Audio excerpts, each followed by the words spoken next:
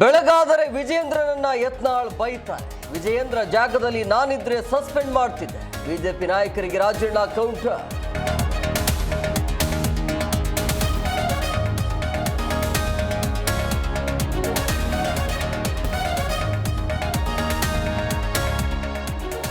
ಮಾಜಿ ಸಿಎಂ ಜಯಲಲಿತಾ ಆಸ್ತಿ ಹಸ್ತಾಂತರ.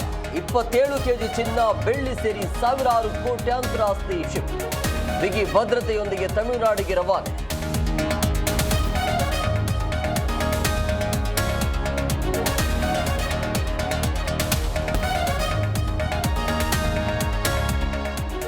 ದಲಿತರ ಸಮಾವೇಶಕ್ಕೆ ಸಿಎಂ ಆಪ್ತರು ಜೈಕಾರ.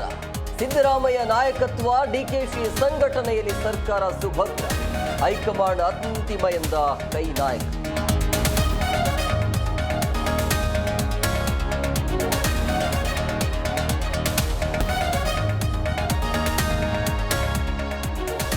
ಕುಂಭಮೇಳದ ಬಗ್ಗೆ ನಟ ಪ್ರಕಾಶ್ ರಾಜ್ ವ್ಯಂಗ್ಯ. ಧಾರ್ಮಿಕ ರಾಜಕಾರಣ ಮಾಡುವವರು ಹಿಂದೂಗಳಲ್ಲ.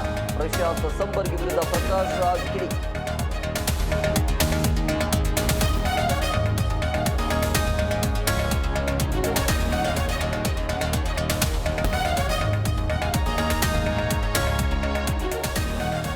ಬೆಳಗಾವಿಯಲ್ಲಿ ಗೋವಾ ಮಾಜಿ ಶಾಸಕನ ಹತ್ಯೆ.